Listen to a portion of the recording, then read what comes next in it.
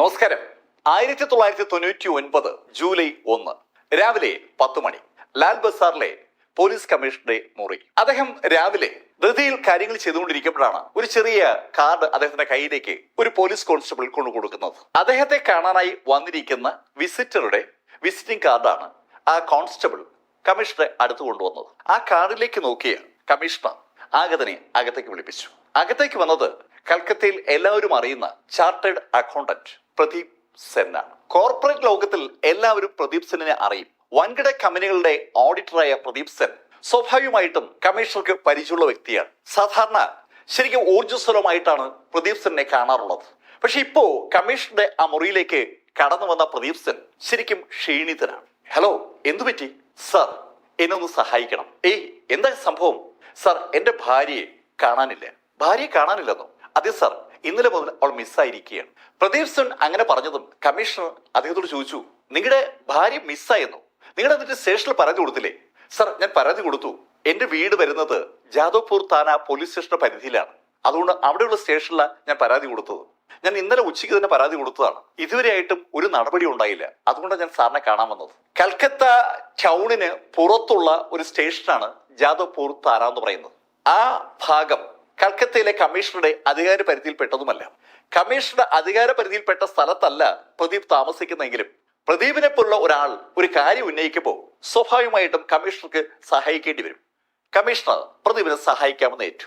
ഈ സംഭവം കഴിഞ്ഞ് 2 ദിവസം കഴിഞ്ഞ് വൈകുന്നേരം കൽക്കത്തയിലെ ഏറ്റവും തിരക്കുള്ള ബാലിഗഞ്ച് മേഖലയിലെ മൈനാക് അപ്പാർട്ട്മെന്റ്സിലേക്ക് തൊട്ട് സമീപത്തെ പോലീസ് സ്റ്റേഷനിൽ നിന്ന് ഒരു പോലീസ് ജീപ്പ് വരികയാണ്. ആ ജീപ്പ് മൈനാക് അപ്പാർട്ട്മെന്റ്സിന്റെ മുന്നിലെത്തുമ്പോൾ സമയം വൈകുന്നേരം 5 മണി. ആ സമയത്ത് ആ അപ്പാർട്ട്മെന്റ്സിന് മുന്നിൽ അനവധി ആളുകൾ കൂടി നിൽക്കുകയാണ്. ശരിക്കും തിരക്കേറിയ സമയമാണ്. ഏതാനും മിനിറ്റുകൾ കൂടി കഴിയുമ്പോൾ ഓഫീസുകൾ വിടുന്ന സമയമാണ്.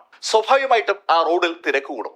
അത് മനസ്സിലാക്കിയ ആ വാഹനത്തിൽ ഉണ്ടായിരുന്ന ഓഫീസർ ഇൻചാർജ് OC ഉടൻ തന്നെ അദ്ദേഹത്തിന്റെ സ്റ്റേഷനിലേക്ക് വിളിച്ച് കൂടുതൽ പോലീസുകാരെ അങ്ങോട്ടേക്ക് അയക്കാൻ ആവശ്യപ്പെട്ടു.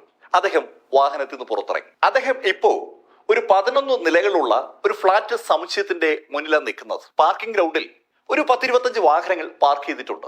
പാർക്കിംഗ് ഗ്രൗണ്ടിലെ വാഹനങ്ങളെയും ആ ബിൽഡിങ്ങിനെയും നോക്കിയിട്ട് ഓഫീസർ അദ്ദേഹത്തോടൊപ്പമുള്ള പോലീസുകാരുമായി മുന്നോട്ട് നടക്കുമ്പോൾ ആ ബിൽഡിങ്ങിന്റെ കെയർ ടേക്കർ അദ്ദേഹത്തിന്റെ അടുത്തേക്ക് ഓടി വന്നു. അവർ പോലീസിന് വേണ്ടി വെയിറ്റ് ചെയ്യായിരുന്നു. കെയർ ടേക്കർ പോലീസുകാരുമായി ലിഫ്റ്റിലേക്ക് കയറി. ലിഫ്റ്റിന്റെ ചുമതല ഉണ്ടായിരുന്ന ആള് പോലീസിനെ കണ്ടുടൻ അവരോട് പറഞ്ഞു, സർ 9ാമത്തെ നിലയിലാണ്.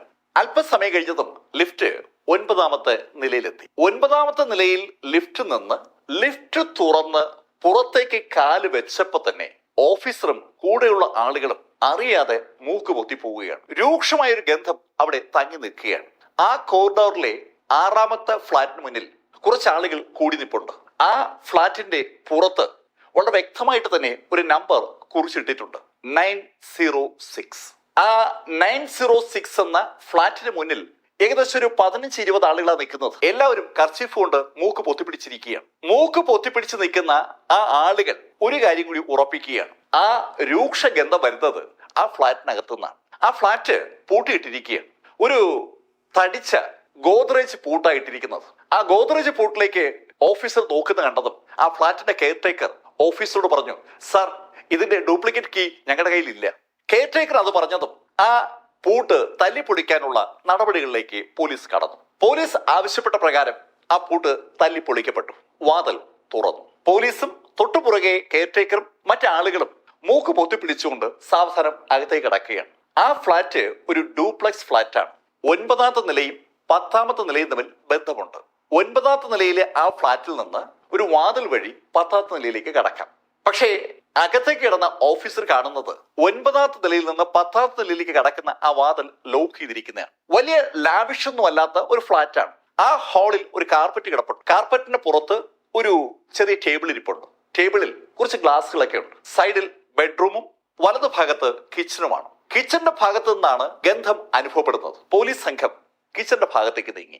കിച്ചന്റെ വാതിൽ ചാരിയിരിക്കുകയാണ്. ആ വാതിൽ പതുക്കെ തള്ളി തുറന്ന ഓഫീസർ ശരിക്കും നടുങ്ങിപ്പോയി. ഓഫീസർ മാത്രമല്ല, അദ്ദേഹത്തിന്റെ പുറകിലുണ്ടായിരുന്ന മുഴുവൻ ആളുകളും ആ കാഴ്ച കണ്ട് നടുങ്ങുകയാണ്. ആ കാഴ്ച കണ്ട് ആരെങ്കിലും നടുങ്ങിയില്ലെങ്കിൽ അതാണ് അത്ഭുതം. കാരണം അവർ കാണുന്നത് ഒരു സ്ത്രീയാണ്. ഒരു സ്ത്രീ അവിടെ തറയിൽ ആ കിച്ചണിലെ കബോർഡിൽ ചാരിയിരിക്കുകയാണ്. കാലുകൾ അകത്തി വെച്ചാ ഇരിക്കുന്നത്. അവരുടെ കൈകൾ കയറുകൊണ്ട് കെട്ടി തലയുടെ പുറകോട്ട് വെച്ചിരിക്കുകയാണ്. വായിൽ ഒരു തുണി കുത്തിക്കയറ്റിയിരിക്കുകയാണ്. അതല്ലാതെ അവരുടെ ശരീരത്തിൽ ഒരു തുണി പോലുമില്ല. പൂർണ്ണ നഗ്നയായ ഏകദേശം ഒരു 45 വയസ്സോളം പ്രായമുള്ള ഒരു സ്ത്രീയാണ് അവിടെ ഇരിക്കുന്നത്. അവരുടെ പുറത്തുകൂടി പുഴുക്കൾ ഇഴഞ്ഞു നടക്കുകയാണ്. അവരുടെ 2 കണ്ണുകളും ആ കണ്ണിന്റെ കുഴിയിൽ നിന്ന് പുറത്തേക്ക് തള്ളി നിൽക്കുകയാണ്. ആ കണ്ണിൽ പുഴുക്കൾ കടിച്ചു തൂങ്ങി നിൽപ്പുണ്ട്. വായിലും മൂക്കിലും കഴുത്തിലും ഒക്കെ പുഴുക്കളാണ്. ആ സ്ത്രീ മരിച്ചിട്ട് ഏതാനും ദിവസങ്ങളായിരിക്കുന്നു. ഒറ്റ നോട്ടത്തിൽ ഓഫീസർക്കും കൂടെയുള്ള ആളുകൾക്കും അങ്ങനെയാണ് മനസ്സിലായത്. ആ കാഴ്ച കണ്ട പോലീസ് കെയർടേക്കറോട് തിരക്കി, ആരാ ഇത്? സർ, ഇത് ലീന ദീദിമണിയാണ്. ഇവരാണ് ഇവിടെ താമസിച്ചിരുന്നത്. അവരുടെ സ്വന്തമാണ് ഈ ഫ്ലാറ്റ്. അല്ല സർ, അവർ വാടകയ്ക്ക് താമസിക്കായിരുന്നു. ലീന ദീദിമണി എന്ന സ്ത്രീയുടെ ബോഡിയാണ് അവിടെ കാണുന്നത്. ആ ഇൻഫർമേഷൻ കിട്ടിയതും ഓഫീസർ അപ്പോ തന്നെ ലാൽ ബസാറിൽ റിപ്പോർട്ട് ചെയ്തു. മൈനക് അപ്പാർട്ട്മെന്റ്സിൽ 45 വയസ്സോളം പ്രായമുള്ള ഒരു സ്ത്രീ കൊല്ലപ്പെട്ട വിവരമറിഞ്ഞ കമ്മീഷണറും ഡിറ്റക്റ്റീവ് ഡിപ്പാർട്ട്മെന്റ് ചുമതലയുള്ള ഡെപ്യൂട്ടി കമ്മീഷണറും മറ്റു ഉദ്യോഗസ്ഥരൊക്കെ ഉടൻ സ്ഥലത്തെത്തി. ഫോറൻസിക് ഡിപ്പാർട്ട്മെന്റിലെ വിദഗ്ധരെയും ഡോഗ് സ്ക്വാഡിനെയും അങ്ങോട്ട് വിളിച്ചു വരുത്തി. വിവരമറിഞ്ഞ് പതുക്കെ പതുക്കെ അപ്പാർട്ട്മെന്റ്സിന് ചുറ്റും ആള് കൂടിക്കൂടി വരികയാണ്. കമ്മീഷണറും ഡെപ്യൂട്ടി കമ്മീഷണറും ഒക്കെ സ്ഥലത്തെത്തിയുടൻ മരിച്ച ലീനയുമായി ബന്ധമുള്ള ആളുകളെ വിളിച്ചു വരുത്താനുള്ള നടപടികൾ ആരംഭിച്ചു. ലീന വിവാഹിതയാണെന്നും അവർ താമസിക്കുന്നത് മറ്റൊരു സ്ഥലത്താണെന്നുള്ള വിവരം അപ്പോഴാണ് പോലീസ് അറിയുന്നത്. ലീന താമസിക്കുന്ന സ്ഥലത്തെ വിവരം ശേഖരിച്ച പോലീസ് ഉടൻ തന്നെ അവരുടെ ഹസ്ബൻഡിനെ വിവരം അറിയിച്ചു. വിവരം അറിഞ്ഞതും ലീനയുടെ ഹസ്ബൻഡ് ആ മൈനക് അപ്പാർട്ട്മെന്റ്സിലെത്തി. മൈനക് അപ്പാർട്ട്മെന്റ്സിലെത്തിയ ആ പ്രായമുള്ള മനുഷ്യൻ 9ാം നിലയിലെ 906 ആ ഫ്ലാറ്റിലെത്തി ഭാര്യ ലീനയെ കണ്ടതും ശരിക്കും വിതുമ്പി പോവുകയാണ്. അയാളുടെ സങ്കടം കണ്ട പോലീസുകാർ പോലും ഏതാണ്ട് വല്ലാതാവുകയാണ്. ശരിക്കും അയാൾ വിതുമ്പുകയായിരുന്നു. ഒരു പരുവത്തിൽ പോലീസ് അയാളെ സമാധാനിപ്പിച്ചിട്ട് അയാളെ ലിഫ്റ്റിൽ താഴേക്ക് കൊണ്ടുവരികയാണ്. ലിഫ്റ്റിലേക്ക് അയാൾ കയറിയപ്പോ ലിഫ്റ്റിൽ ആ സമയത്തുണ്ടായിരുന്ന ഡെപ്യൂട്ടി കമ്മീഷണർ അത്ഭുതത്തോടെ ആ ആളുടെ മുഖത്ത് നോക്കുകയാണ്.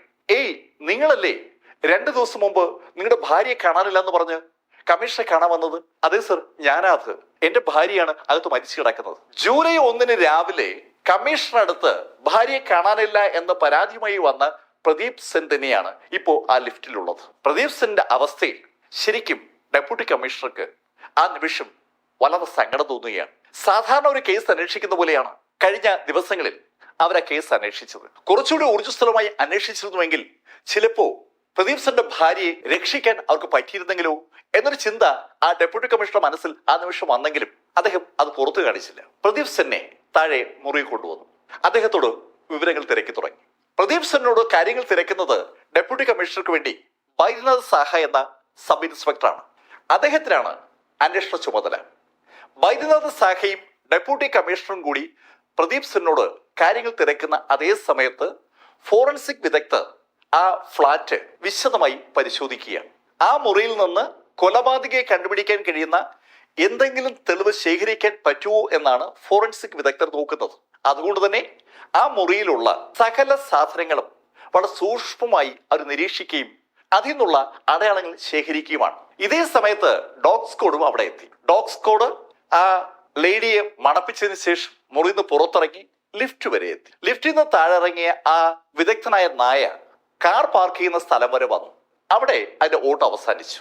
ലീനയെ കൊലപ്പെടുത്തിയ വ്യക്തി കൊല നടത്തിയതിനു ശേഷം ലിഫ്റ്റിലൂടെ താഴെ എത്തിയിരുന്നു. അയാൾ അവിടെ നിന്ന് കാർ പാർക്ക് ചെയ്ത സ്ഥലത്ത് വരെ എത്തുകയും ചെയ്തു. കാർ പാർക്കിംഗ് സ്ഥലത്തെത്തിയ കൊലയാളികളോ അവിടെ നിന്ന് രക്ഷപ്പെട്ടിരിക്കുകയാണ്. പോലീസിന് കൊല നടത്തിയ ആളുകൾ എങ്ങനെയാണ് രക്ഷപ്പെട്ടെന്നുള്ള ഏകദേശം ഒരു വിവരം കിട്ടിയിരിക്കുകയാണ്. ആ ഫ്ലാറ്റ് അരിച്ചു പിറക്കിയ പോലീസിന് അഡീഷണൽ ആയി കിട്ടിയത് ലീനയുടെ ഡയറിയാണ്. എന്നാൽ ലേശം കറുത്ത നിറത്തിൽ ഉണങ്ങിപ്പിടിച്ച എന്തോ ഒരു ദ്രാവകം കാർപ്പറ്റിൽ പറ്റിയിരിക്കുന്നതും അവരെ കണ്ടു. രക്തത്തുള്ളികൾ കാർപ്പറ്റിൽ വീണതാകാനുള്ള സാധ്യതയുണ്ടെന്ന് ഫോറൻസിക്കാർ പറഞ്ഞ അടിസ്ഥാനത്തിൽ ആ രക്തത്തുള്ളികളും ആ ഭാഗവും പരിശോധനയ്ക്ക് അയച്ചു. ഈ സമയത്ത് എൻക്വസ്റ്റ് ഒക്കെ പൂർത്തീകരിച്ച് ബോഡി പോസ്റ്റ്മോർട്ടത്തിന് അയക്കുകയും ചെയ്തു. കൽക്കട്ട മെഡിക്കൽ കോളേജിലാണ് പോസ്റ്റ്മോർട്ടം നടക്കുന്നത്. പോസ്റ്റ്മോർട്ടം നടപടികൾക്ക് വേണ്ടി ബോഡി മൈനങ് അപ്പാർട്ട്മെന്റ്സിൽ നിന്ന് കൊണ്ടുപോകുന്ന ആ സമയത്ത് പ്രദീപ് സെന്നിനോട് ബൈദ്യനാഥ് സാഹ കാര്യങ്ങൾ തിരക്കുകയാണ്. മിസ്റ്റർ പ്രദീപ്, നിങ്ങൾ എപ്പോഴാണ് അവസാനമായി നിങ്ങളുടെ ഭാര്യയെ കണ്ടത്? സർ, ഞാൻ ജൂൺ 29 രാവിലെ ഓഫീസിലേക്ക് ഇറങ്ങുമ്പോൾ എൻ്റെ ഭാര്യയെ കണ്ടിരുന്നു. അന്ന് ഉച്ചയ്ക്ക് 2:30 ഹോട്ടൽ താജിലെ ഒരു ടേബിൾ ഞാൻ ബുക്ക് ചെയ്തിരുന്നു. ഉച്ചത്തെ ഭക്ഷണം താജിലാക്കാമെന്ന് ഞങ്ങൾ തീരുമാനിച്ചതാണ്. ലീന ഉച്ചയാകുമ്പോൾ താജിലേക്ക് പോകാനായി എന്റെ ഓഫീസിലേക്ക് വരാമെന്നാണ് പറഞ്ഞിരുന്നത്. ഉച്ചയായിട്ടും ലീനയെ കാണാതെ വന്നപ്പോൾ ഞാൻ വീട്ടിലേക്ക് ഓഫീസ് ഫോണിൽ നിന്ന് വിളിച്ചു. പക്ഷെ ആ സമയത്ത് ഫോൺ കണക്ട് ആയില്ല. ശരിക്കും മഴ പെയ്യുകയായിരുന്നു. വീട്ടിൽ നിന്ന് ഇറങ്ങിയാൽ ലീന സാധാരണ വരാറുള്ളത് ഇവിടേക്കാണ്. ഈ ഫ്ലാറ്റിൽ ചില നിർമ്മാണ പ്രവർത്തനങ്ങളൊക്കെ നടക്കുകയാണ്. അത് നോക്കാനായി ലീന വരാനുള്ള സാധ്യതയുണ്ടെന്ന് എനിക്ക് തോന്നിയതുകൊണ്ട് ഞാൻ നേരെ ഇങ്ങോട്ട് വന്നു. ഞാനിവിടെ ഏകദേശം ഉച്ചയ്ക്ക് 2:30 എത്തിയത്. ആ സമയത്ത് ലീന ഇവിടെ ഉണ്ട്. ശരിക്കും ശക്തമായ മഴ പെയ്യുന്നത് കൊണ്ട് ലീന ഇവിടെ കുടുങ്ങിപ്പോയതാണ്. എന്നെ വിളിക്കാൻ ശ്രമിച്ചപ്പോൾ ഫോൺ ഇട്ട് കണക്ട് ആയതുമില്ല.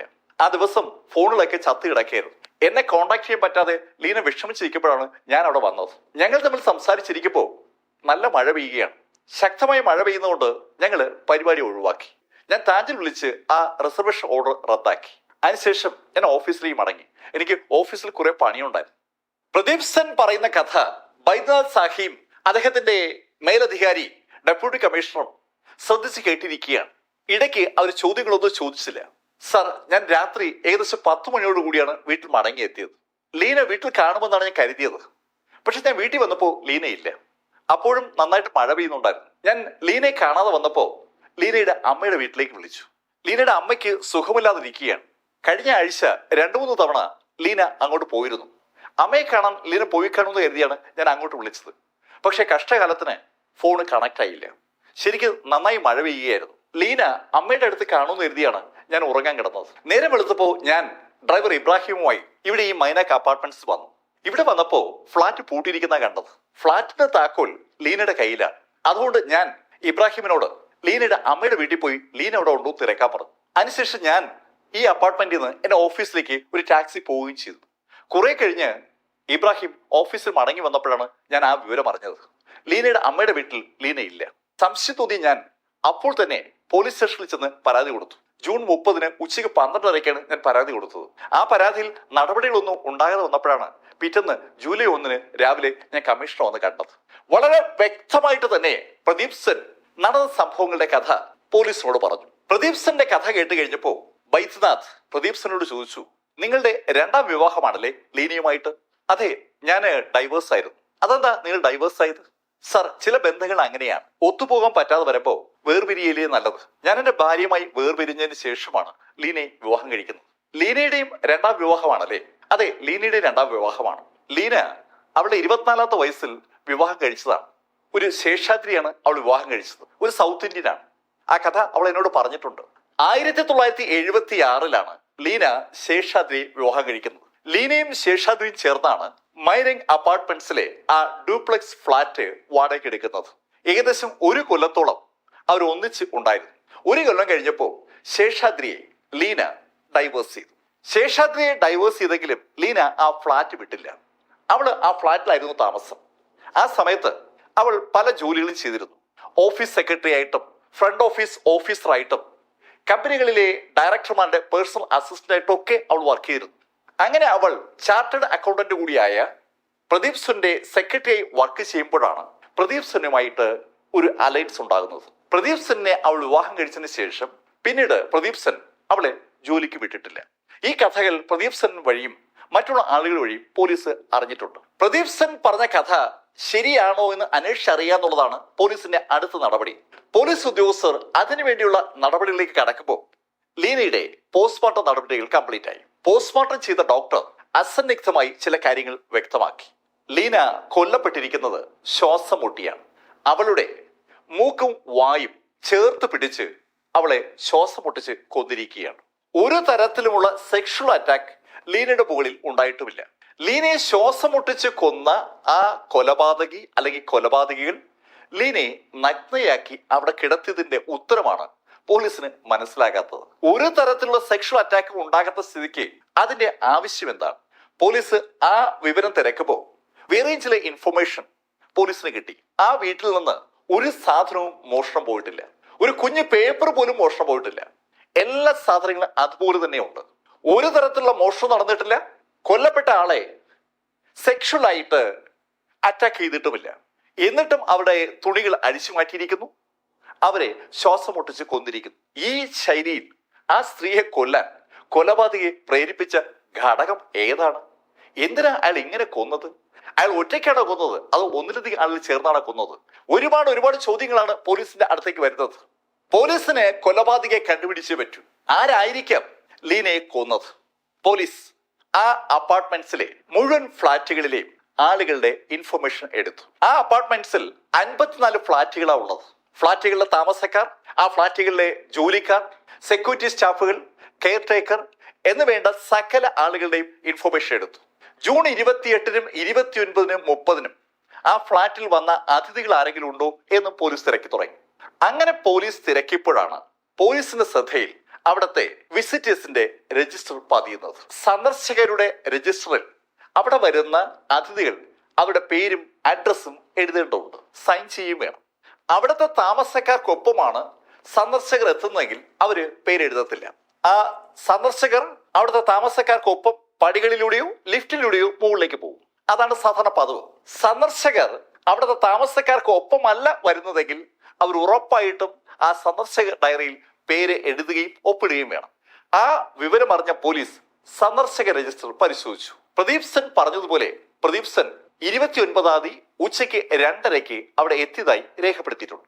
ആ എൻട്രിയുടെ തൊട്ട് താഴെ 4:00-നും 5:00-നും 2 എൻട്രി എഴുതിയിട്ടുണ്ട്. പക്ഷെ ആ എൻട്രിയെ വെള്ളം കൊണ്ട് മായ്ക്കാൻ ശ്രമിച്ചിരിക്കുകയാണ്. ആ പുസ്തകത്തിൽ ആകെ 2 എൻട്രി മാത്രമാണ് അങ്ങനെ മായ്ക്കാൻ ശ്രമിക്കപ്പെട്ട ശൈലിയിൽ പോലീസ് കണ്ടത്. അത് കണ്ടതും അവിടുത്തെ സെക്യൂരിറ്റി സ്റ്റാഫിനോടും ലിഫ്റ്റ് ഓപ്പറേറ്ററോടും കെയർ ടേക്കറോടും പോലീസ് അതിന്റെ വിവരം തിരക്കി. അന്ന് നന്നായി മഴ പെയ്തത് കൊണ്ട് ആരുടെയോ കയ്യിൽ നിന്ന് വെള്ളം അവിടെ വീണു പോയതാണെന്നുള്ള ഒരു മറുപടിയാണ് സെക്യൂരിറ്റി ജീവനക്കാരനും ലിഫ്റ്റ് ഓപ്പറേറ്റർ ബെറുവയും കെയർ ടേക്കർ ദിലീപും ഒക്കെ പോലീസ് നൽകിയത്. ആ മറുപടികൾ അത്ര ശരിയല്ലല്ലോ എന്നൊരു തോന്നലാണ് ആ മറുപടി കേട്ടപ്പോൾ വൈദ്യുത സഖിക്ക് തോന്നിയത്. ജൂൺ 29-ന് 4:00-നും 5:00-നുമുള്ള എൻട്രികളാണ് അവിടെ മായ്ക്കപ്പെട്ടിരിക്കുന്നത്.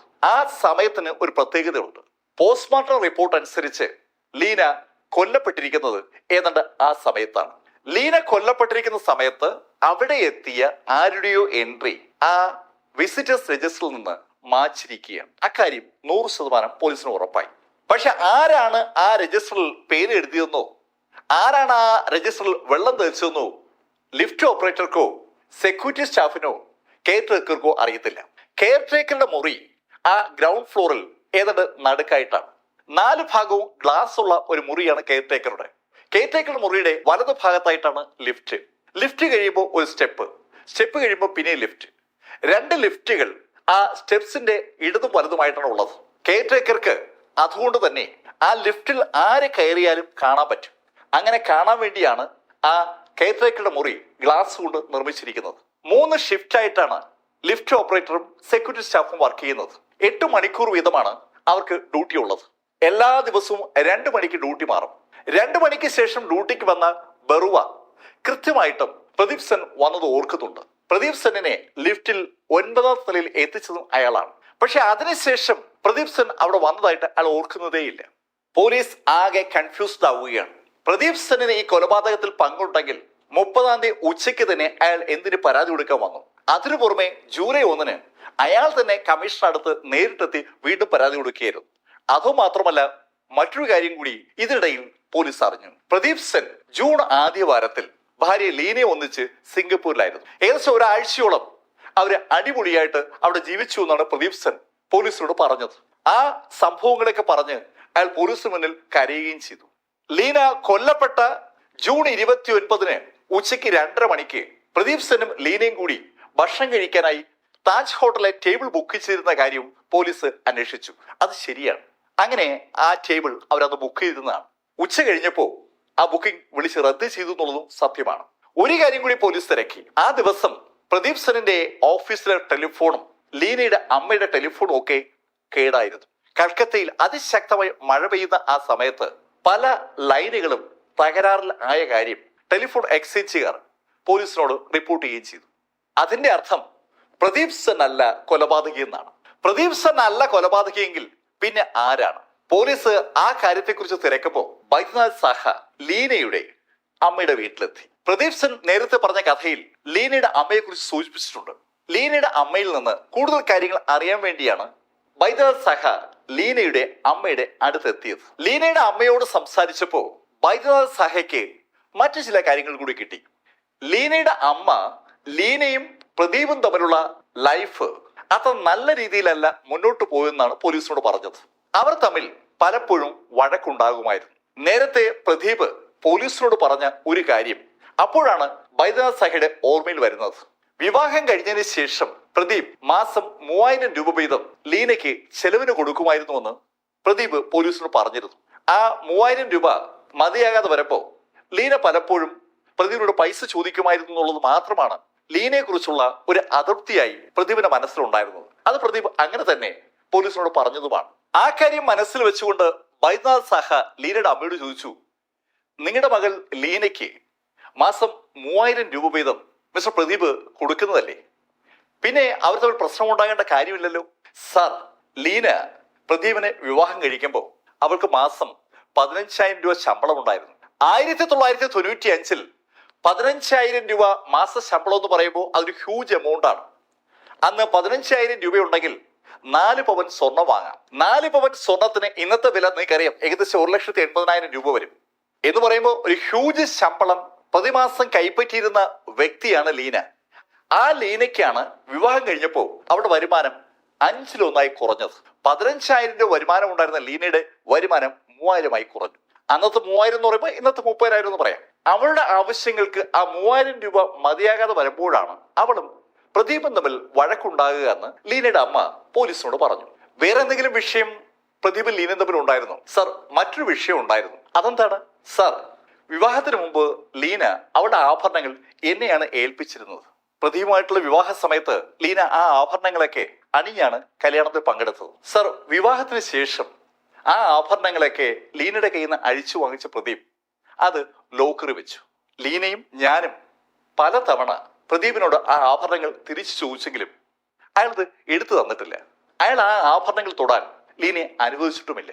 അതിന്റെ പേരിൽ അവർ തമ്മിൽ പലപ്പോഴും വഴക്കുണ്ടാകാറുണ്ട്. പ്രദീപ് പറഞ്ഞത് പ്രദീപും ലീനയും തമ്മിൽ നല്ല രമ്യതയിലായിരുന്നുവെന്നും വല്ലപ്പോഴും പണത്തിന്റെ കാര്യം പറഞ്ഞ് അവർ തമ്മിൽ ലേശം വഴക്കൊക്കെ ഉണ്ടാകുമായിരുന്നെങ്കിലും നല്ല സുഹൃത്തുക്കളായിട്ട് അവർ മുന്നോട്ട് പോയെന്നാണ്. എന്നാൽ ഇവിടെ പ്രദീപും ലീനയും തമ്മിലുള്ള ബന്ധത്തെക്കുറിച്ച് പോലീസിനോട് പറഞ്ഞതിൽ നിന്ന് അല്പം മാറ്റമുണ്ട് ലീനയുടെ അമ്മ ആ ബന്ധത്തെക്കുറിച്ച് പറയുന്നത്.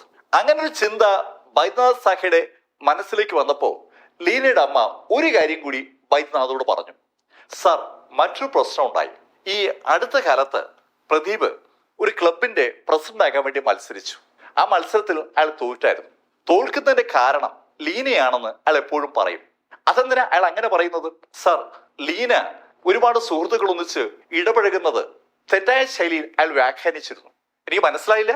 സർ, ലീന ക്ലബിലൊക്കെ പോകുമായിരുന്നു. ക്ലബിലൊക്കെ വെച്ച് ഒരുപാട് ആളുകളെ കാണും. അവരോടൊക്കെ സംസാരിക്കുന്ന വിവരം പ്രദീപ് അറിയാറുണ്ട്. അത് വെച്ചിട്ടാണ് പ്രദീപ് അങ്ങനെ പറഞ്ഞത്.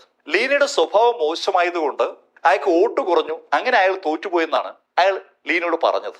ക്ലബ്ബ് പ്രസിഡന്റ് ആകാൻ വേണ്ടി പ്രദീപ് സെൻ മത്സരിച്ചപ്പോൾ പ്രദീപ് സെന്നിനെ നെഗറ്റീവായി ബാധിച്ച ഒരു കാര്യം ലീനയുടെ സ്വഭാവമാണെന്നാണ് പ്രദീപ് പറഞ്ഞുകൊണ്ടിരുന്നത്. പോലീസിനെ സംബന്ധിച്ചിടത്തോളം ഒരു പുതിയ അറിവാണ് ലഭിക്കുന്നത്. പ്രദീപ് സെന്നും ലീനയും തമ്മിൽ അത്ര നല്ല ബന്ധത്തിലായിരുന്നില്ല. പ്രദീപ് ലീനയെ കുറ്റപ്പെടുത്താറുണ്ടായിരുന്നു. ബൈദ്യനാഥ് സഹയും ടീം അംഗങ്ങളും അതിനെക്കുറിച്ച് കൂടുതൽ അറിയാൻ ആഗ്രഹിച്ചപ്പോഴാണ് അവരുടെ കയ്യിലേക്ക് ആ ഡയറി വരുന്നത്. ഡയറിയിൽ ലീന അനവധി കാര്യങ്ങൾ സൂചിപ്പിച്ചിട്ടുണ്ട്. ലീനയും പ്രദീപും തമ്മിലുള്ള ബന്ധത്തെക്കുറിച്ച് വളരെ വിശദമായിട്ട് തന്നെ ലീന ഡയറിയിൽ എഴുതിയിട്ടുണ്ട്. ചില ദിവസങ്ങളിൽ ലീന എഴുതുന്നത് ബംഗാളിലാണെങ്കിൽ ചില ദിവസങ്ങൾ എഴുതുന്നത് ഇംഗ്ലീഷിലാണ്.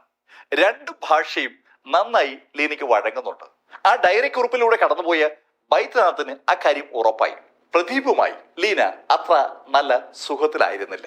പ്രദീപ് പലപ്പോഴും ലീനയെ ഉപദ്രവിക്കാറുണ്ടായിരുന്നുവെന്നും പ്രദീപ് ലീനയ്ക്ക് ആവശ്യമായ പണം കൊടുക്കാറുണ്ടായിരുന്നില്ല എന്നും പ്രദീപ് അവളുടെ ഫ്ലാറ്റ് വിടാൻ അവള് നിർബന്ധിച്ചിരുന്നുവൊക്കെ അതിനകത്ത് ലീന രേഖപ്പെടുത്തിയിരിക്കുകയാണ്. ഡയറി വായിച്ച് അതുവരെ എത്തിയപ്പോഴാണ് പെട്ടെന്ന് മറ്റൊരു കഥാപാത്രത്തെ കുറിച്ച് ലീന രേഖപ്പെടുത്തിയിരിക്കുന്നത് ബൈദ്യനാഥിന്റെ ശ്രദ്ധയിൽപ്പെട്ടത്. അവൾ താമസിച്ചിരുന്ന ആ മൈനാക് അപ്പാർട്ട്മെന്റ്സിന്റെ ഉടമ ഡോക്ടർ സ്വയം പ്രഭുവിനെ കുറിച്ചാണ് തുടർന്നുള്ള വരികളൊക്കെ. ഡയറിയിൽ അനവധി തവണ സ്വയം പ്രഭുവിനെ കുറിച്ച് പരാമർശമുണ്ട്. സ്വാഭാവികമായിട്ടും പോലീസ് സ്വയം പ്രഭുവിനെ വിളിച്ചു വരുത്തി. ഡോക്ടർ സ്വയം പ്രഭു മുഖർജി ആള് ഒരു സംഭവമാണ്. ഡോക്ടർ സ്വയംപ്രഭ മുഖർജിയും ലീനയും തമ്മിലുള്ള ബന്ധം അത്ര നല്ല രീതിയിലായിരുന്നില്ല എന്ന് ഉറപ്പുവരുത്തിയതിനു ശേഷമാണ് സ്വയംപ്രഭ മുഖർജിയെ ബൈദ്യനാഥ് സാഹ അയാളുടെ മുറിയിലേക്ക് വിളിപ്പിക്കുന്നത്. ചോദ്യം ചെയ്തു തുടങ്ങിയപ്പോ സ്വയംപ്രഭു പതുക്കെ പതുക്കെ കഥകൾ പറഞ്ഞു തുടങ്ങി. അയാളും ലീനയും തമ്മിൽ ഉടക്കിലായിരുന്നു. അതിന്റെ കാരണം ആ ഫ്ലാറ്റാണ്. 1976 ലീനയും അവളുടെ അന്നത്തെ ഹസ്ബൻഡ് ശേഷാദ്രിയും ചേർന്നാണ് ആ ഫ്ലാറ്റ് വാടകയ്ക്ക് എടുത്തത്. ഡ്യൂപ്ലക്സ് ഫ്ലാറ്റാണ്, 2 നിലകളാണ്. ആ ഫ്ലാറ്റ് വാടകയ്ക്കെടുത്ത ലീന ശേഷാദ്രിയുമായിട്ടുള്ള വിവാഹബന്ധം അവസാനിച്ചതിന് ശേഷവും ആ ഫ്ലാറ്റ് കൈവശം വെച്ചിരിക്കുകയായിരുന്നു. ആ ഫ്ലാറ്റിൽ ഒറ്റയ്ക്ക് താമസിക്കുന്ന ലീനയെ കാണാൻ പലപ്പോഴും ആരെങ്കിലുമൊക്കെ വരുമായിരുന്നു. വരുന്നത് മിക്കവാറും പുരുഷന്മാരാണ്. അവളെ കാണാൻ വരുന്ന പുരുഷന്മാർ അവളുടെ സുഹൃത്തുക്കളാണെന്നാണ് അവൾ സന്ദർശക രജിസ്റ്ററിൽ പേരെഴുതുമ്പോൾ പറയാറുള്ളത്. ഒരു സ്ത്രീ ഒറ്റയ്ക്ക് താമസിക്കുന്ന ഫ്ലാറ്റിൽ പുരുഷന്മാർ അങ്ങനെ കയറി ഇറങ്ങുന്നത് നല്ലതല്ല എന്ന് തോന്നലുണ്ടായ ഡോക്ടർ സ്വയംപ്രഭ മുഖർജി ആ കാര്യം ലീനയോട് ചോദിച്ചു. ലീനയോട് അയാൾ അത് ചോദിക്കുന്നത് ഫ്ലാറ്റിലെ ഒരു മീറ്റിംഗിലാണ്. 54 ഫ്ലാറ്റിലെയും താമസക്കാരുണ്ടായിരുന്ന മീറ്റിംഗിൽ വെച്ച് പരസ്യമായി ലീനയോട് ആ ബിൽഡിങ്ങിന്റെ ഉടമ കൂടിയായ ഡോക്ടർ സ്വയംപ്രഭ മുഖർജി അത് ചോദിച്ചതും ലീന സ്വയംപ്രഭുവിനോട് പൊട്ടിത്തെറിക്കുകയായിരുന്നു. ഏയ്, ഞാൻ വാടക തന്ന അവിടെ താമസിക്കുന്നത്, ഞാൻ താമസിക്കുന്ന ഫ്ലാറ്റിൽ ആര് വരണം ആര് വരണ്ട എന്ന് തീരുമാനിക്കുന്നത് ഞാനാണ്. നിങ്ങൾ പറയുന്ന ആളുകളെ അവിടെ വിളിച്ചു കയറ്റിലല്ല എന്റെ ജോലി. എന്നെ കാണാൻ എന്റെ സുഹൃത്തുക്കൾ വരും, അവരോട് ഞാൻ സംസാരിക്കും, എനിക്ക് തോന്നുക ഞാൻ ചെയ്യും. അത് ചോദിക്കാൻ താൻ ആരുവാ? ശരിക്കും ദേഷ്യപ്പെട്ടുള്ള ലീനയുടെ ആ സംഭാഷണം അവളുടെ ഒരു സ്ഥിരം സ്വഭാവത്തെ വിളിച്ചു പറയുന്നതാണ്. അവൾ ആരോടും തട്ടിക്കേറും. ലിഫ്റ്റ് ഓപ്പറേറ്റേഴ്സിനെ ചോദ്യം ചെയ്തപ്പോൾ പോലീസിന് ആ കാര്യം മനസ്സിലായിരുന്നു. സെക്യൂരിറ്റി സ്റ്റാഫുകളെ ചോദ്യം ചെയ്തപ്പോഴും പോലീസിന് അത് മനസ്സിലായതാണ്. ലീനയുടെ വായില് നാക്കിന് എല്ലില്ല എന്നാണ് അവർ പറയുക. ലീനയുടെ വായിന്ന് ചീത്ത കേൾക്കാത്ത ആളുകൾ കുറവാണ്. അവളെ ആരെങ്കിലും ചൊടിപ്പിക്കാൻ ശ്രമിച്ചാൽ അവൾ വായി തോന്നു വിളിച്ചു പറയും. അത് ആ മീറ്റിംഗിൽ ആ ബിൽഡിങ്ങിന്റെ ഉടമ കൂടിയായ ഡോക്ടർ സ്വയംപ്രഭ മുഖർജി നേരിട്ട് അറിഞ്ഞതാണ്. സ്വയംപ്രഭ മുഖർജിയെ നിർത്തി പൊരിപ്പിക്കുകയായിരുന്നു യഥാർത്ഥത്തിൽ ലീന. ലീന അവളുടെ വായി തോന്നിയതൊക്കെ വിളിച്ചു പറഞ്ഞപ്പോ ചമ്മിപ്പോയ സ്വയംപ്രഭ മുഖർജി ലീനയ്ക്കെതിരെ ഒരു പരാതി പോലീസിൽ കൊടുത്തു. ആ പരാതി പെട്ടെന്ന് തന്നെ വിവാദമാകുകയും അതൊരു പത്രവാർത്തയായി മാറുകയും ചെയ്തു. ഫ്ലാറ്റ് ബേസ് ചെയ്ത് പ്രോസ്റ്റിറ്റ്യൂഷൻ ബിസിനസ് നടക്കുന്നു എന്നാണ് പരാതിയുടെ അടിസ്ഥാനം. സ്വാഭാവികമായിട്ടും പോലീസ് ഫ്ലാറ്റിലെത്തി ലീനയെ ചോദ്യം ചെയ്തു, അവിടെ വരുന്ന ആളുകളെ ചോദ്യം ചെയ്തു. അതൊരു വലിയ സ്കാൻഡലായി മാറി. കൽക്കത്തയിലെ ഏറ്റവും പ്രമുഖമായ ഫ്ളാറ്റുകളിൽ ഒന്നിൽ അനാശാസ്യം നടക്കുന്നു. പത്രങ്ങൾക്ക് വാർത്ത കൊടുക്കാൻ വേറൊന്നും വേണ്ടല്ലോ. ഡോക്ടർ സ്വയംപ്രഭ മുഖർജി സമൂഹത്തിൽ അറിയപ്പെടുന്ന ഒരാളാണ്, ഒരുപാട് സ്വാധീനം ചെലുത്താൻ കഴിയുന്ന ആളുമാണ്. അതിന്റെ അടിസ്ഥാനത്തിലാണ് അയാളെ കേസുമായി മുന്നോട്ട് പോയത്. പക്ഷേ ലീനയല്ലേ ആള്. ലീന സ്വയംപ്രഭ മുഖർജിയെ അതിശക്തമായി തന്നെ നേരിട്ടു. ആ കേസിൽ നിന്ന് ലീന ഈസിയായിട്ട് ഊരിപ്പോവുകയായിരുന്നു. കേസിൽ നിന്ന് അവൾ ഊരിപ്പോയെങ്കിലും അവളുടെ സ്വഭാവം നല്ലതല്ല എന്ന് തീരുമാനിച്ച ഡോക്ടർ സ്വയംപ്രഭ അവള് ആ അപ്പാർട്ട്മെന്റ് ഒഴിയണം എന്ന് ആവശ്യപ്പെട്ടുകൊണ്ട് കോടതിയിൽ കേസ് ഫയൽ ചെയ്തു. കേസ് ഫയൽ ചെയ്തതിന് മറ്റൊരു കാരണം കൂടിയുണ്ട്. ലീനയോട് വാടക കൂട്ടി ചോദിച്ചപ്പോ കൊടുക്കാൻ ലീന വിസമ്മതിച്ചു. ലീന ആ ഫ്ലാറ്റ് ഒഴിഞ്ഞാൽ സ്വയംപ്രഭുവിന് 3 ഇരട്ടി വാടകയ്ക്ക് ആ ഫ്ലാറ്റ് കൊടുക്കാൻ പറ്റും. ഡ്യൂപ്ലക്സ് ആണ്. പക്ഷേ ലീന ഒഴിയത്തുമില്ല, വാടക കൊണ്ട് കൂട്ടി കൊടുക്കത്തുമില്ല. അതുകൊണ്ടാണ് അയാൾ കോടതിയിൽ കേസ് ഫയൽ ചെയ്തത്. കോടതിയിലെ കേസിനെ ഒന്നും ബലപ്പെടുത്താൻ വേണ്ടി പത്രക്കട്ടിങ്ങുകളും അയാൾ ഹാജരാക്കിയിരുന്നു. ആ ഫ്ലാറ്റിൽ അനാശാസ്യം നടക്കുന്നുവെന്ന് പത്രങ്ങൾ റിപ്പോർട്ട് ചെയ്തിട്ടുണ്ടെന്ന് പറഞ്ഞുകൊണ്ടാണ് കേസ് ഫയൽ ചെയ്തത്. പക്ഷെ കോടതിയിലെ കേസല്ലേ, സമയത്തും കാലത്തും ഒന്നും ആയില്ല. അതങ്ങനെ നീണ്ടു പോവുകയായിരുന്നു. 7-8 കൊല്ലങ്ങൾക്ക് മുമ്പാണ് ഈ സംഭവം ഉണ്ടാകുന്നത്. ഈ വിവരങ്ങളൊക്കെ കളക്ട് ചെയ്ത ബൈദ്യനാഥ് സാഹ ഡോക്ടർ സ്വയംപ്രഭ മുഖർജിയോട് ചോദിച്ചു, നിങ്ങൾ കോടതി വഴി ലീനയെ ഒഴിപ്പിക്കാൻ പറ്റാതായപ്പോ അവരെങ്ങ് കൊന്നുവല്ലേ? ഹേയ് സാർ എന്തായി പറയുന്നത്? അതൊക്കെ 7 വർഷം മുമ്പ് നടന്ന സംഭവമല്ലേ? ഞാൻ അതൊക്കെ മറന്നു. കേസ് പോലും ഞാൻ മറന്നു. ഇപ്പൊ കേസൊന്നുമില്ല. ഞാനും ലീനയും തമ്മിൽ ഇപ്പൊ നല്ല അടുപ്പത്തിലാണ് ഡോക്ടർ സ്വയംപ്രഭ മുഖർജി പറഞ്ഞപ്പോ ബൈദ്യനാഥ് സാഹ ലേശ ഒരു അത്ഭുതത്തോടെ ഡോക്ടർ സ്വയംപ്രഭുവിനെ നോക്കി. ലീനയിൽ ആരോപിക്കപ്പെടുന്ന കുറ്റം പുരുഷന്മാരുമായി അവൾ കമ്പനി അടിക്കുന്നു എന്നാണ്. ആ കപ്പാസിറ്റി ഉള്ള അവൾ സ്വയംപ്രഭ മുഖർജിയെ അങ്ങനെ വലയിലാക്കിയോ എന്നൊരു ചോദ്യമാണ് ഇപ്പോ സാഹയുടെ മനസ്സിലുണ്ടായത്. സാഹ എന്താണ് ഉദ്ദേശിക്കുന്നതെന്ന് മുഖർജിക്ക് മനസ്സിലായി. മുഖർജി ചിരിച്ചുകൊണ്ട് സാഹയോട് പറഞ്ഞു, സാർ അങ്ങനെയൊന്നുമല്ല, ലീന കൊച്ചുകുട്ടിയല്ലേ, ഞാൻ അതുകൊണ്ട് അങ്ങ് വിട്ടതാണ്. അത് പോട്ടെ, നിങ്ങൾ ലീനയുമായി ഒരു അടുപ്പം സൂക്ഷിക്കുന്ന ലേബലിൽ ലീനയെ കൊന്നതാണെന്ന് ഞാൻ പറഞ്ഞാൽ സാർ എന്തായി പറയുന്നത്? സാറിന് വേണമെങ്കിൽ തിരക്കാം. ഈ സംഭവം നടന്നു എന്ന് പറയുന്ന ദിവസം ഞാൻ എവിടെയായിരുന്നു എന്ന് കണ്ടുപിടിക്കാൻ സാറിന് ഒരു ബുദ്ധിമുട്ട് വരില്ല. ഞാൻ അന്ന് വീട്ടിൽ തന്നെ ഉണ്ടായിരുന്നു. അതിന് വ്യക്തമായ തെളിവുണ്ടാവും. ഡോക്ടർ സ്വയംപ്രഭ മുഖർജി പറഞ്ഞ കാര്യം സ്വാഭാവികമായിട്ടും പോലീസ് അന്വേഷിച്ചു. പോലീസ് അന്വേഷണത്തിൽ ആ കാര്യം 100% വ്യക്തമാണ്. ഡോക്ടർ സ്വയംപ്രഭ മുഖർജി ലീന കൊല്ലപ്പെട്ട ജൂൺ 29-ന് അയാളുടെ വീട്ടിൽ തന്നെ ഉണ്ടായിരുന്നു. വീട്ടിൽ തന്നെ ഉണ്ടായിരുന്നു എന്ന് പറയുമ്പോഴും കൊലപാതകത്തിൽ നിന്ന് അയാൾ ഒഴിയുന്നു എന്ന് അർത്ഥമില്ലല്ലോ. ബൈദ്യനാഥ് സഹ മുഖർജിയോട് പറഞ്ഞു, നിങ്ങൾ വീട്ടിലിരുന്നിട്ട് വേറെ ആളെ വെച്ച് കൊന്നതാണെങ്കിലോ? സർ, ഞാനത് ചെയ്തിട്ടില്ല, ഞാനത് ചെയ്യത്തുമില്ല. എന്റെ അപ്പാർട്ട്മെന്റിൽ താമസിക്കുന്ന ഒരാളെ ഞാൻ തന്നെ കൊലപ്പെടുത്തുക എന്ന് പറഞ്ഞാൽ സർ എന്തായി പറയുന്നത്? അത് അസംഭവ്യമാണ്. ഡോക്ടർ സ്വയംപ്രഭു മുഖർജി കൊല നടത്തിയിട്ടില്ലെങ്കിലും ആളുകളെ വെച്ച് കൊല്ലാനുള്ള സാധ്യതയുണ്ടെന്നുള്ള ഒരു കാര്യം ബൈദ്യനാഥ് സഹയ്ക്കും കൂടെയുള്ള അന്വേഷണ ഉദ്യോഗസ്ഥർക്ക് ഉറപ്പാണ്. എന്തായാലും അവർ സംശയിക്കുന്ന രണ്ടാമത്തെ കക്ഷിയായി ഡോക്ടർ സ്വയംപ്രഭു മുഖർജി മാറി. ഒന്നാമത്തെ കക്ഷി ഇപ്പോഴും പ്രദീപ് സെൻ എന്ന ആ ചാർട്ടേഡ് അക്കൗണ്ടന്റ് തന്നെയാണ്. രണ്ട് കക്ഷികൾ അവർക്ക് സംശയിക്കത്തക്കായുണ്ട്. മൂന്നാമതായി അവരുടെ ശ്രദ്ധ പിടിച്ചു പറ്റിയത് കെയർ ടേക്കറായ ആ ദിലീപാണ്. ദിലീപ് ചാറ്റർജിയുടെ പല കാര്യങ്ങളിൽ ഇടപെടലുകളൊക്കെ സംശയം ഉളവാക്കുന്നതാണ്. നാലാമത് പ്രദീപ് സെന്നിനെ ലിഫ്റ്റിൽ മുകളിലെത്തിച്ച വരുണാണ്. അഞ്ചാമതായി ആ ദിവസം അവിടെ ഉണ്ടായിരുന്ന സെക്യൂരിറ്റി സ്റ്റാഫ്. അങ്ങനെ അനവധി ആളുകളുടെ ലിസ്റ്റ് പോലീസിന്റെ കയ്യിലുണ്ട്. ഇവർ ആര് വേണമെങ്കിലും കൊലപാതകയാകാം. 10ാമത്തെ നിലയിലെ ഫ്ളാറ്റ് തുറന്നു നോക്കിയ പോലീസിന് അവിടെയും ആരും കയറിയിട്ടില്ലെന്ന് ഉറപ്പായി. 10ാമത്തെ നില വഴി 9ാമത്തെ നിലയിൽ ഇറങ്ങാൻ പറ്റും. അങ്ങനെ ഒരു സാധ്യതയാണ് പോലീസ് നോക്കിയത്. അങ്ങനെ ഒരു സംഭവം ഉണ്ടായിട്ടില്ല. അതിന്റെ അർത്ഥം കൊല നടത്തിയ വ്യക്തി മെയിൻ വാതിലിലൂടെ അകത്ത് കടന്ന് കൊല നടത്തിയതിനു ശേഷം വാതിൽ പൂട്ടി പുറത്തു പോയതാണ്. അങ്ങനെ ഒരു കാര്യം ചെയ്യണമെങ്കിൽ അകത്തുണ്ടായിരുന്ന ലീന വാതിൽ തുറന്നു കൊടുക്കണം. ലീന വാതിൽ തുറക്കണമെങ്കിൽ ലീനയെ അത്രമാത്രം പരിചയമുള്ള വ്യക്തി ആയിരിക്കണം, അല്ലെങ്കിൽ വ്യക്തികളായിരിക്കണം വാതിൽ മുട്ടുകയോ ബെല്ലടിക്കുകയോ ചെയ്തത്. അതാരാണെന്ന് തിരിച്ചറിയാൻ സന്ദർശക രജിസ്റ്ററിലെ ആ മാഞ്ഞുപോയ പേരുകൾ സഹായിച്ചനെ. പക്ഷെ ആ പേരുകൾ രജിസ്റ്റർ ഉൾപ്പെടെ ഫോറൻസിക് വിഭാഗത്തിന് അയച്ചു കൊടുത്തിട്ടും കണ്ടുപിടിക്കാൻ പറ്റിയിട്ടില്ല. ഫോറൻസിക് വിഭാഗം കിണഞ്ഞ് ശ്രമിക്കുകയാണ് അവിടെ നിന്ന് ആ അക്ഷരങ്ങൾ കണ്ടെത്തി ആ പേര് ഏതെന്ന് മനസ്സിലാക്കാൻ. ആ അക്ഷരങ്ങൾ മാഞ്ഞു പോയതിനെ കുറിച്ച് സെക്യൂരിറ്റി സ്റ്റാഫിനും ലിഫ്റ്റ് ഓപ്പറേറ്റർക്കും അറിഞ്ഞുകൂടെന്ന് പറയുമ്പോഴും പോലീസിനെ കുഴയ്ക്കുന്ന ഒരു ചോദ്യമുണ്ട്. ഈ സംഭവം നടന്നിരിക്കുന്നത് ജൂൺ 29-നാണ്. കൊലപാതകം കണ്ടെത്തിയിരിക്കുന്നത് ജൂലൈ 3-നാണ്. വെറും 4 ദിവസത്തെ ഗ്യാപ്പാണ് ഇതിനിടയിലുള്ളത്. 4 ദിവസം കൊണ്ട് ആ ഫ്ളാറ്റിൽ ആ ദിവസം വന്ന ആളുകളെ മറക്കാൻ ലിഫ്റ്റ് ഓപ്പറേറ്റർക്കോ സെക്യൂരിറ്റി സ്റ്റാഫിനോ കെയർ ടേക്കറായ ദിലീപിനോ പറ്റില്ല. ഒരുപാട് കാലം കഴിഞ്ഞതിന് ശേഷമാണെങ്കിൽ മറന്നുപോയി എന്ന് പറയാം. ഇത് തൊട്ടു മുമ്പുള്ള ദിവസമാണ്. സ്വാഭാവികമായിട്ട് അവർ ഓർക്കേണ്ടതാണ്. അവർ അത് ഓർക്കാതെ വരുന്നതിൽ ഒരു അസ്വാഭാവികത പോലീസിന് ഫീൽ ചെയ്യുന്നുണ്ട്. അതുകൊണ്ട് തന്നെ പോലീസ് ഈ ആളുകളെ വീണ്ടും ലാൽ ബസാറിലേക്ക് വിളിപ്പിച്ചു. ലാൽ ബസാറിലേക്ക് വിളിപ്പിക്കപ്പെടുന്ന ആളുകളുടെ കൂട്ടത്തിൽ 1 പ്രദീപ് സെൻ, 2 ഡോക്ടർ സ്വയംപ്രഭു മുഖർജി, 3 ദിലീപ്, 4 ബറുവ എന്ന ആ ലിഫ്റ്റ് ഓപ്പറേറ്റർ, 5ാമൻ സെക്യൂരിറ്റിക്കാരൻ, അങ്ങനെ അനവധി ആളുകളുണ്ട്. ഒരു നിര ആളുകളെ വിളിപ്പിക്കും. അവരെ ചോദ്യം ചെയ്യും. അവരെ ആ ദിവസം മുഴുവൻ ചോദ്യം ചെയ്യും. ചോദ്യം ചെയ്തിട്ട് അവരെ വിടും. ഈ ചോദ്യം ചെയ്യൽ പ്രക്രിയ ഒരാഴ്ച കഴിഞ്ഞു, 2 ആഴ്ച കഴിഞ്ഞു, 3 ആഴ്ച കഴിഞ്ഞു, 4 ആഴ്ചയായി. ഇതിനിടയിൽ 4 തവണയാണ് മുഴുവൻ ആളുകളെയും ലാൽ ബസാറിലേക്ക് വിളിച്ചു വരുത്തിയത്. 4 ദിവസം അവർ മുഴുവൻ വിളിച്ചു വരുത്തി ചോദ്യം ചെയ്തിട്ടും പോലീസിന് 1 ഇഞ്ച് പോലും മുന്നോട്ട് പോകാൻ പറ്റുന്നില്ല. എല്ലാ ദിവസവും അന്വേഷണ ഉദ്യോഗസ്ഥനായ ബൈദ്യനാഥ് സഹ ഡെപ്യൂട്ടി കമ്മീഷണർക്ക് റിപ്പോർട്ട് ചെയ്യണം. ബൈദ്യനാഥ് സഹ ജൂലൈ 28-ന് വൈകുന്നേരം ഡെപ്യൂട്ടി കമ്മീഷണറുടെ മുന്നിൽ അത് റിപ്പോർട്ട് ചെയ്യുമ്പോൾ അയാൾ ശരിക്കും ക്ഷീണിതനാണ്. അത് കണ്ടതും ഡെപ്യൂട്ടി കമ്മീഷണർ അയാളുടെ സീറ്റിൽ നിന്ന് എണീറ്റ് നടന്ന് ബൈദ്യനാഥ് സഹയുടെ അടുത്തെത്തി. ബൈദ്യനാഥ് സഹയുടെ ഷോൾഡർ തട്ടിയിട്ട് ഡെപ്യൂട്ടി കമ്മീഷണർ ബൈദ്യനാഥ് സഹയോട് പറഞ്ഞു, ഹേയ് ബൈദ്യനാഥ്, നീ കൂടുതൽ കാര്യങ്ങളൊന്നും ആലോചിക്കണ്ട. ഒരു കാര്യം മാത്രം നീ ആലോചിക്കുക.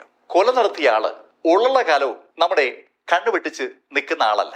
അയാൾക്ക് നമ്മുടെ കണ്ണിന് മുന്നിൽ വന്നേ പറ്റൂ. അയാളെ നമ്മൾ കാണാത്തതിന്റെ കാരണം നമ്മൾ അന്വേഷിക്കുന്നതിൽ എന്തോ ഒരു പാളിച്ച വന്നതുകൊണ്ടാണ്. അങ്ങനെ പറഞ്ഞിട്ട് ബൈദ്യനാഥ് സഹയുടെ അടുത്തുനിന്ന് ആ ഡെപ്യൂട്ടി കമ്മീഷണർ നടന്ന് അയാളുടെ സീറ്റിൽ വന്നു. സീറ്റിൽ ഇരുന്നതിന് ശേഷം ബൈദ്യനാഥ് സഹയുടെ ഡെപ്യൂട്ടി കമ്മീഷണർ പറഞ്ഞു, സഹ, നീ തുടക്കം മുതൽ എല്ലാം ഒന്നുകൂടെ ഒന്ന് നോക്കുക.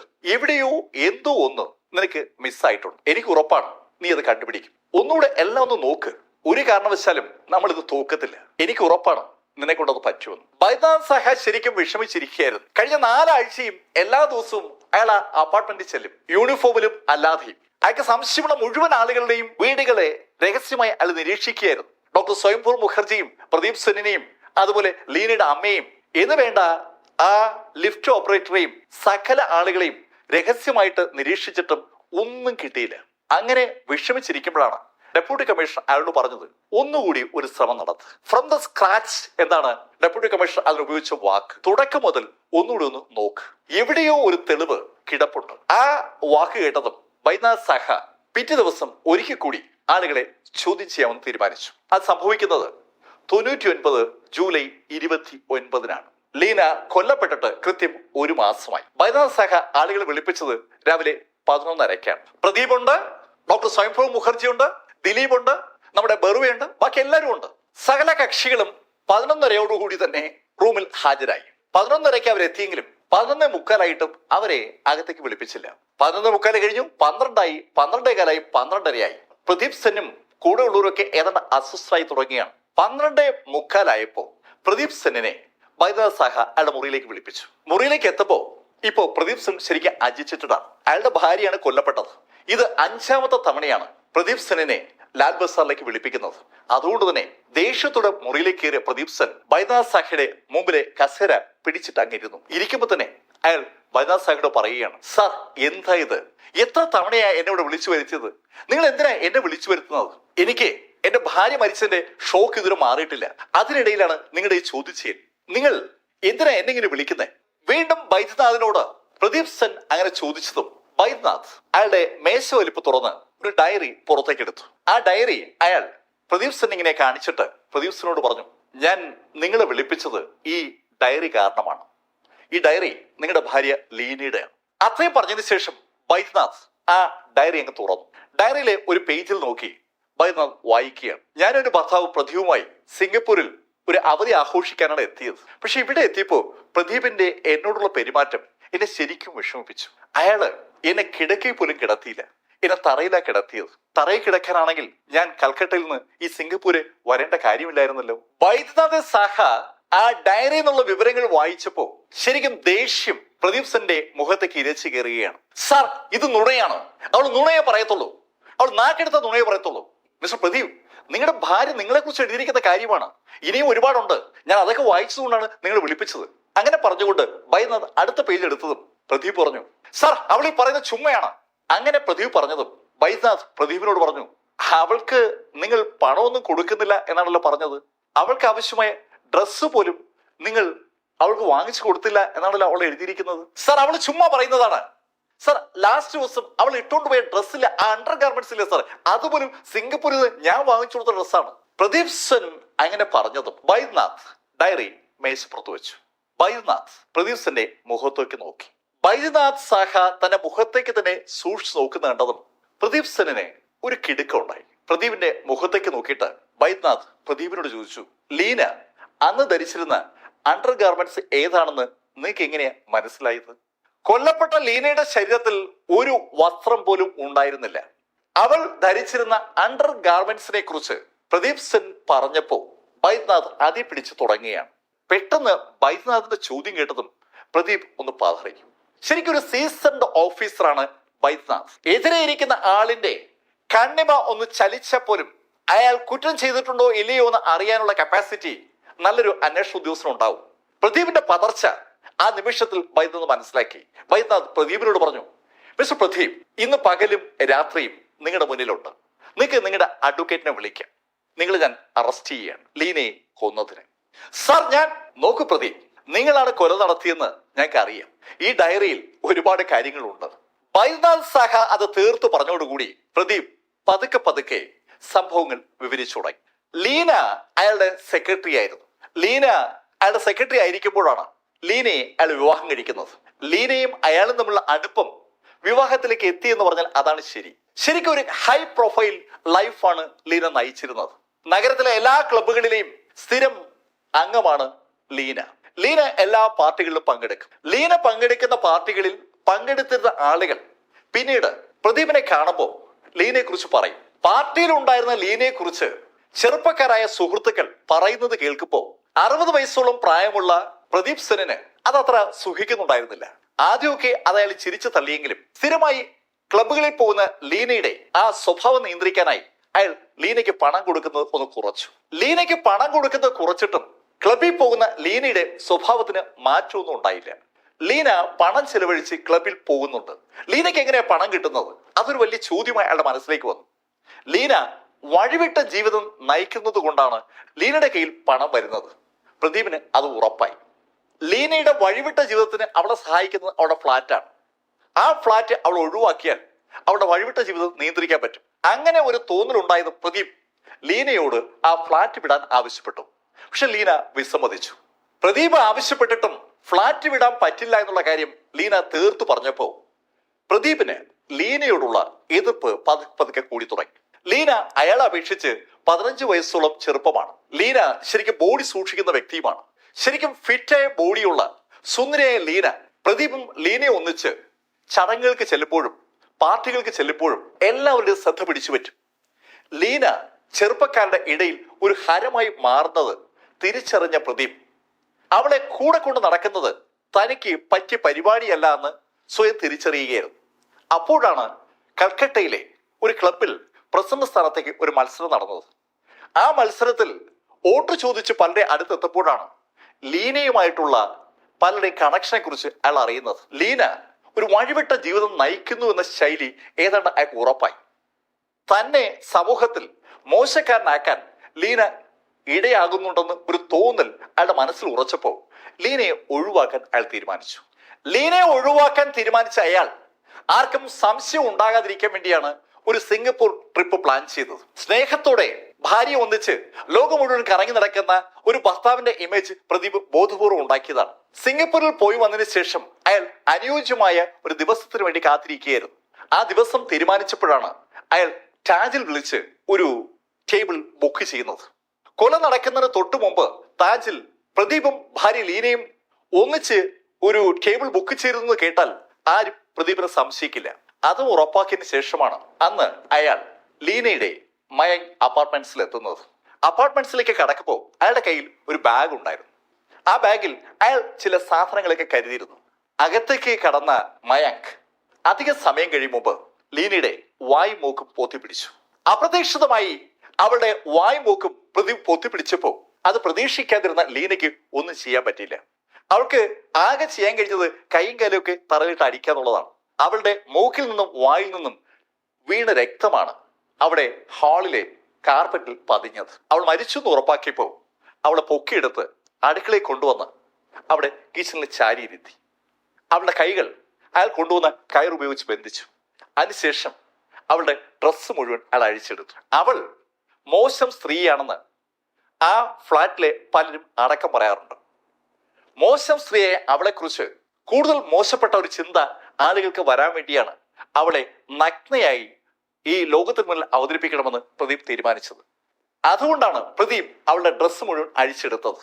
അവളെ കണ്ട് ആളുകൾ മോശമായി സംസാരിക്കണം.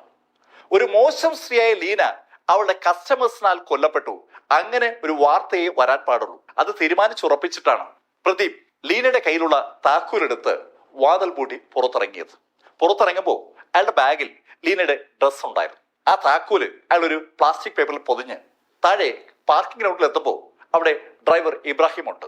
സ്ഥിരം ഓഫീസിലേക്ക് പോകുന്ന വഴിയിലേക്ക് കാർ ഓടിച്ചു തുടങ്ങിയ ഡ്രൈവർ ഇബ്രാഹിമിനോട് പ്രദീപ് പറഞ്ഞത് കാറ് നേച്ചർ പാർക്കിന്റെ ഭാഗത്തൂടെ വിടാനാണ്. നേച്ചർ പാർക്കിന്റെ ഭാഗത്തെത്തിയപ്പോൾ പ്രദീപ് ഇബ്രാഹിമിനോട് കാർ നിർത്താൻ ആവശ്യപ്പെട്ടു. നേച്ചർ പാർക്കിന്റെ സമീപത്ത് കാറ് ഇബ്രാഹിം ഒതുക്കിയപ്പോൾ പ്രദീപ് കാർ ഇത് പുറത്തിറങ്ങി. അയാളുടെ കയ്യിൽ ആ ബാഗുണ്ട്. ബാഗുമായി പാർക്കിനകത്തേക്ക് പോയ പ്രദീപ് ആദ്യം വലിച്ചെറിഞ്ഞത് ആ താക്കോലാണ്. താക്കോൽ അയാൾ ഒരു പ്ലാസ്റ്റിക് കവറിനകത്ത് കയറ്റി ആ കവറാണ് മരങ്ങൾക്കിടയിലേക്ക് വലിച്ചെറിഞ്ഞത്. അതിനുശേഷം അയാൾ പാർക്കിൽ കൂടെ കുറെ അകത്തേക്ക് നടന്നു. കുറച്ച് ഉള്ളിലെത്തിയപ്പോൾ ആരും ശ്രദ്ധിക്കുന്നില്ല എന്ന് തോന്നിയ ഒരു സ്ഥലത്ത് അയാൾ ആ ബാഗ് ഉപേക്ഷിച്ചിട്ട് കുറച്ചു കഴിഞ്ഞ് തിരിച്ചെത്തി. നേച്ചർ പാർക്കിൽ നിന്ന് പുറത്തു വന്ന പ്രദീപ് ഇബ്രാഹിമിനൊപ്പം കാറിൽ തിരിച്ച് ഓഫീസിലെത്തി. ബാക്കി കാര്യങ്ങളൊക്കെ നേരത്തെ വൈദ്യനാഥനോട് പ്രദീപ് പറഞ്ഞതുപോലെ സംഭവിച്ചു. പ്രദീപ് പറഞ്ഞ സ്ഥലത്ത് പോലീസ് അന്വേഷിച്ചപ്പോൾ അവർക്ക് ആ താക്കോല് കിട്ടി. പക്ഷേ പ്രദീപ് പറഞ്ഞ സ്ഥലത്ത് അവർക്ക് ബാഗ് തിരക്കിയപ്പോൾ കിട്ടിയില്ല. ആ ബാഗിനകത്ത് ലീനയുടെ ഡ്രസ്സുകളാണ് ഉണ്ടായിരുന്നത്. ആ ഡ്രസ്സും ബാഗും ആ നേച്ചർ പാർക്കിൽ വന്ന ആരോ അടിച്ചുകൊണ്ട് പോയതാണ്. അനവധി ആളുകൾ വരുന്ന പാർക്ക് ആയതുകൊണ്ട് ഒരു ബാഗ് കിട്ടിയപ്പോൾ ആരോ എടുത്തതാണ്. ആ ബാഗ് എടുത്ത വ്യക്തി ആ ബാഗ് രഹസ്യമായിട്ട് ദൂരെ എവിടെയെങ്കിലും കൊണ്ടുപോയി തുറന്നു കാണത്തുള്ളൂ. പോലീസ് ആ ഭാഗം മുഴുവൻ പരിശോധിച്ചെങ്കിലും ബാഗ് കിട്ടിയില്ല. കോടതിയിൽ കേസെത്തി. സ്വാഭാവികമായിട്ടും പ്രദീപ് സിനിന് വേണ്ടി വാദിക്കാൻ വൻ അഡ്വക്കേറ്റ്മാരും വന്നു. പോലീസ് വളരെ സമർത്ഥമായിട്ട് തന്നെയാണ് കഥ അവതരിപ്പിക്കുന്നതെങ്കിലും പോലീസിന് ഇപ്പോഴും ഉത്തരം കണ്ടെത്താൻ കഴിയാത്ത ഒരു കാര്യം ആ കഥയിലുണ്ട്. അത് മയങ് അപ്പാർട്ട്മെന്റ്സിലെ സന്ദർശക രജിസ്റ്ററിനകത്തുള്ള ആ 2 എൻട്രികളാണ്. ആ എൻട്രികൾ നനഞ്ഞിട്ടുണ്ടായിരുന്നു. ആ എൻട്രികൾ യഥാർത്ഥത്തിൽ മായ്ക്കാൻ ശ്രമിച്ചിരിക്കുകയാണ്. ആ എൻട്രികളുടെ അർത്ഥം പോലീസ് ഇത്രയും അന്വേഷണം നടത്തിയിട്ടും പോലീസിന് മനസ്സിലായിട്ടില്ല. ആ എൻട്രികളെ ചുറ്റിപ്പറ്റി പ്രദീപ് സിന്റെ വക്കീലന്മാർ കോടതിയിൽ ചോദ്യങ്ങൾ ചോദിച്ചു. ആ എൻട്രി നടത്തിയ ആളുകൾ ആണ് യഥാർത്ഥത്തിൽ ലീനയെ കൊന്നത്. ബാക്കി കഥകളൊക്കെ പോലീസ് വെറുതെ പറയുന്നതാണ്. അങ്ങനെ ആ വക്കീലുമാർ പറഞ്ഞെങ്കിലും പ്രദീപ് പറഞ്ഞ സ്ഥലത്ത് നിന്ന് താക്കോല് കണ്ടെടുത്ത കേസും പ്രദീപിന്റെ കയ്യിലുണ്ടായിരുന്ന ബാഗ് സെക്യൂരിറ്റി കാരണം ഇബ്രാഹിമും കണ്ട കാര്യവും കൊല നടക്കുന്നതിന് തൊട്ടു മുമ്പ് പ്രദീപിനെ ഫ്ളാറ്റിൽ ഇറക്കി വിട്ട കാര്യം ലിഫ്റ്റ് ഓപ്പറേറ്റർ ബറൂൺ പറഞ്ഞതും കോടതിയിൽ പോലീസിന് പ്രൂവ് ചെയ്യാൻ പറ്റി. കൊല നടന്ന ദിവസം കൊല്ലപ്പെട്ട വ്യക്തിയെ അവസാനമായി കണ്ട വ്യക്തി പ്രദീപ് ആണെന്നുള്ള കാര്യം നിസ്സംശയം തെളിയിക്കപ്പെടുകയാണ്. അതിന്റെ ബേസിലാണ് കോടതി പ്രദീപ് സിംഗിനെ ശിക്ഷിക്കുന്നത്. അയാൾക്ക് ജീവപര്യന്തം തടവാണ് കോടതി വിധിച്ചത്. പ്രണയവും പ്രതികാരവും അതാണ് ഈ കഥയുടെ വിഷയം. ലീനയോട് ആദ്യം പ്രദീപിനുണ്ടായിരുന്നത് പ്രണയമാണ്. ആ പ്രണയമാണ് അവരുടെ വിവാഹത്തിലേക്ക് എത്തിച്ചത്. രണ്ടാമത് പ്രദീപിന് ലീനയോട് തോന്നിയത് പ്രതികാരമാണ്. ആ പ്രതികാരമാണ് അവളുടെ കൊലപാതകത്തിലെത്തിയത്. ശ്രദ്ധിച്ചാൽ ഒരു കാര്യം നമുക്ക് വ്യക്തമാകും. പ്രണയവും പ്രതികാരവും ഒരു നാണയത്തിന്റെ ഇരുവശങ്ങളാണ്. നമ്മൾ കാണുന്ന പല മരണങ്ങളും പല കൊലപാതകങ്ങളും ഈ തിയറിയുമായി കണക്റ്റഡ് ആണ്. ഏതായാലും പ്രദീപിന്റെയും ലീനയുടെയും കഥ ആ ഒരു തിയറിയെ കുറിച്ച് നിങ്ങളെ ഓർമ്മിപ്പിക്കാൻ വേണ്ടി കൂടി ഞാൻ പറഞ്ഞതാണ്. ഇതുവരെ എം ലൈഫിൽ നിന്ന് പ്രദീപിന്റെയും ലീനയുടെയും കഥ നിങ്ങളോട് പറഞ്ഞത് BS ചന്ദ്രമോഹൻ. കമന്റുകൾ ചെയ്യണം. Thank you.